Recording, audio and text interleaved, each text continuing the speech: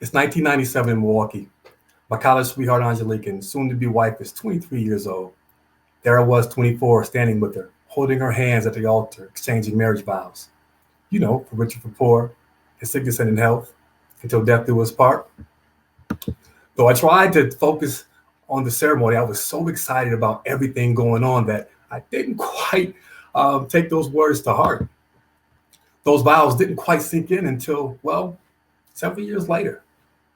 For most of our marriage, I seldom paid attention to Angelique's doctor appointments. Every now and then she mentioned she had one scheduled, but I didn't go with her.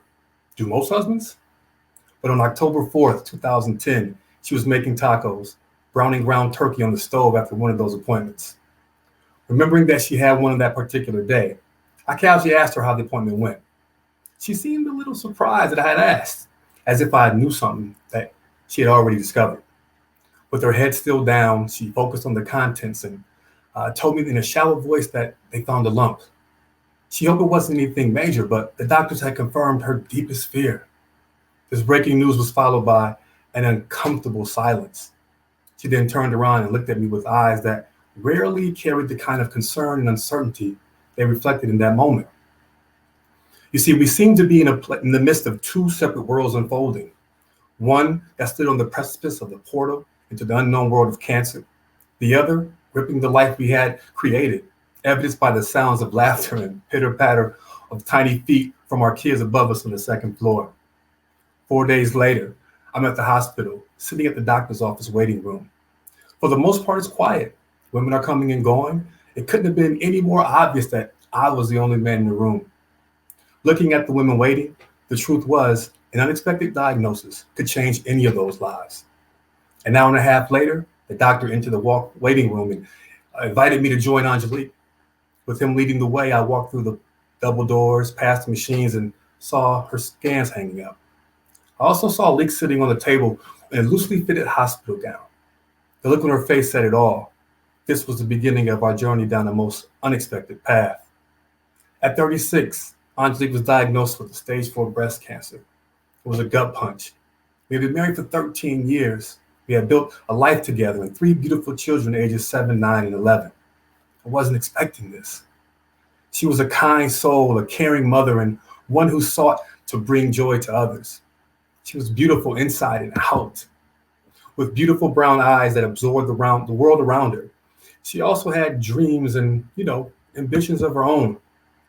Had you met her, you'd be drawn in by a beaming smile and a signature laugh that seemed to bury itself inside your heart. She loved nothing more than her 3 kids. There wasn't anything she wasn't willing to do or overcome for the sake of those 3 souls. That being said, she didn't want the kids to know all the intricacies about her diagnosis, its severity, predictability, its potential to cause her death. She wanted to hold on to hope and show them strength. Certainly, we told them mommy was sick, that she did indeed have cancer. But in our own protective way, we told them not to worry, that mommy had the best doctors and that she would beat this disease. The fact of the matter was that the cancer had already metastasized to her liver, kidneys, spleen, and even her brain. But she was hopeful, tremendously hopeful for the kids' sake, and desperate to stay with her family. Meanwhile, beneath the currents of change, I was stunned and my heart was breaking. There simply was no way for me to prepare for what was to come. I asked God, why are you letting this happen? Even through countless prayers, things seemed to be at a standstill. In the months to come, things got worse. With no answers to questions or prayers, I had to face the battle that ensued. The beginning saw hope on a roller coaster. The highs of MRIs that showed the shrinking of tumors were often followed by new discoveries just a few weeks later. The hope of new drugs during clinical trials was often buried by complications and disappointing results.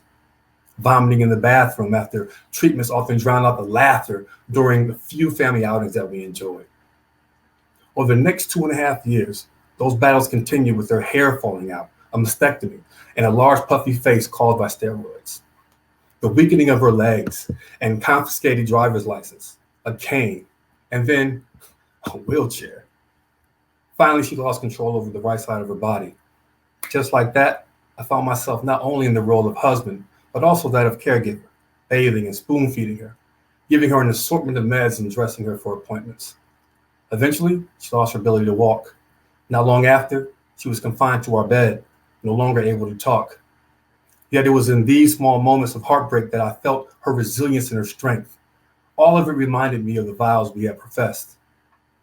In February of 2013, I took Angelique to the hospital for a severe cough. At that point, it wasn't all that unusual to go to an emergency room. We were often there regularly for the occasional iron or potassium deficiency. Our kids knew that mommy always came home from these visits. But this time was different. On top of cancer, she now had pneumonia. The doctors told me I couldn't take her home. 2 days after she's admitted to the hospital, she lost consciousness. The doctors told me that she could still hear me and that they advised me to talk to her, to say whatever it was that I wanted to say to her. So I put my index and middle fingers into the palm of her hand and asked that if she could hear me, to squeeze my fingers. And she did. Then I asked, squeeze my hand if you love me. She squeezed. Squeeze my hand if you know that I love you. She squeezed again. Squeeze my hand if I was a good husband. She squeezed yet again. I told her, thank you for loving me. She made sounds as if she were in distress, not the crying kind, but like a strained, lonely noise. It echoed inside her body. Those were the last questions that I ever asked Angelique. Unfortunately, a few days later, her body had surrendered. And that night I returned home to tell our children, Mommy was going to heaven. They were distraught, sucker punched. They never saw any of it coming. Adding insult to injury, I laid my wife of 15 years to rest on my 40th birthday. In the midst of grief and heartbreak after Angelique's death, I was now a single father raising 3 kids. With a heavy heart, I packed their school lunches and attended parent-teacher conferences with an empty chair by my side. A novice in so many ways, I learned the ropes of doctor's appointments as well as helping with homework after school.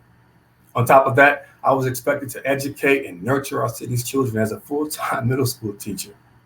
At times, it seemed to be too much. Most of the time, I could barely think a single clear thought. Broken, the 4 of us battled through as best we could. Both the kids and I received grief counseling. I listened to podcasts, prayed, read scripture, and allowed God to fill in the spaces that were often too raw to touch. I journaled and wrote vignettes to express my grief, all in hopes that it would enable others to see cancer on a more personal level. Collectively, it softened the grief to a point where, over time, faith and reliance on God were the main avenues toward a new life for us all. But a few years later, I ran into a former colleague while shopping in a department store.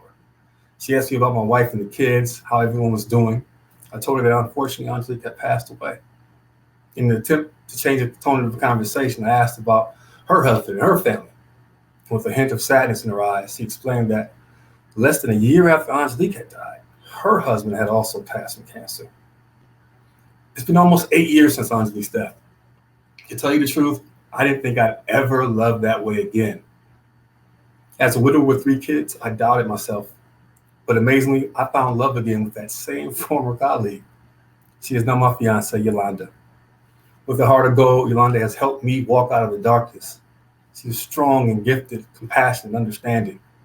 On top of that, she has a heart for God and is strikingly beautiful. Luckily for me, she knows all too well the complexities of loss, grief, and suffering. Is it so curious that a widower would find a widow to fall in love with? Some would say it's coincidence. I say it's an act of God. It's an understatement to say that I feel blessed for a second chance at love. You see, I've learned that even through the worst of heartbreaks, I can experience love again. I'm looking forward to sharing marriage vows once more. Now, nearly double the age when I first married. And after all I've been through, I know the love and commitment it requires to live up to those vows. Though thankful and proud, I'm ready. Oh yeah, I'm ready. Thank you.